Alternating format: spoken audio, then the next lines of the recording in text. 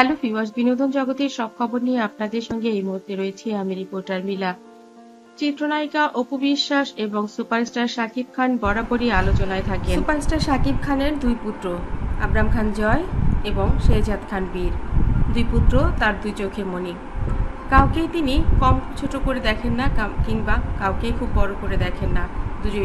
দুটোই তার কাছে কলিজার টুকরা, দুটোই খুব ভালোবাসার।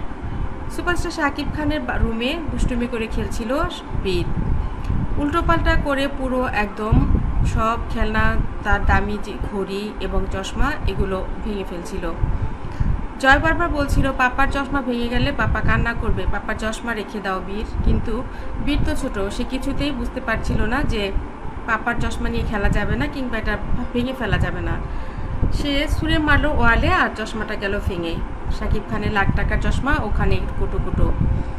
এই অবস্থায় সুপারস্টার শাকিব খান এবং ঢালিউড কুইন অপু বিশ্বাস কেউই রুমে ছিল না। জয় বলল, পাপা তোমার চশমা তো একদম গুঁড়ো গুঁড়ো। শাকিব খান বলল, আমার চশমা গুঁড়ো গুঁড়ো কিভাবে, কেন?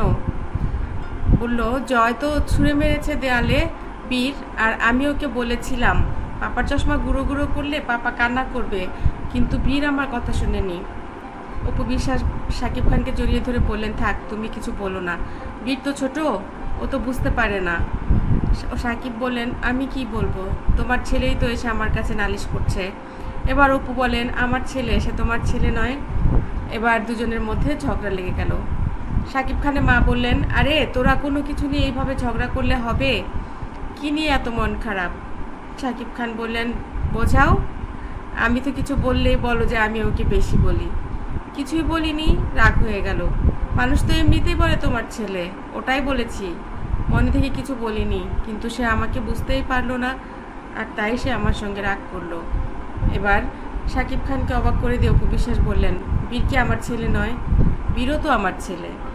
ও ছোট মানুষ, দুষ্টুমি করেছে, ভেঙে ফেলেছে, কি হয়েছে? এটা কি আর কিনতে পাওয়া যাবে না? আমি তোমাকে কিনে দেব, তুমি এত মন খারাপ কেন করছো? শাকিব খান বললেন, আরে বাবা, আমি কোথায় মন খারাপ করলাম? তুমি নিজেই তো আমাকে বুঝতে পারছো না। আমি জাস্ট বলেছি যে তোমার ছেলে আমাকে এসে বলেছে, তো এটা নিয়ে তুমি রাগ হয়ে গেলে।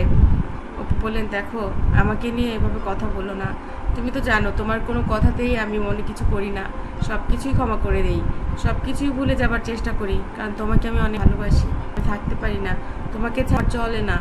শাকিব খান বললেন, আমাকে ছাড়া তোমার চলে না, আর তোমাকে ছাড়া আমার চলবে না, তুমি বুঝতে পারছো না? অপু বিশ্বাস এবং শাকিব খান, এই দুজন মানুষ, তারা এত ভালোবাসেন একজন আরেকজনকে, তারপরেও তাদের জীবনে কিন্তু অনেক বড় ঝড় হয়ে গেছে।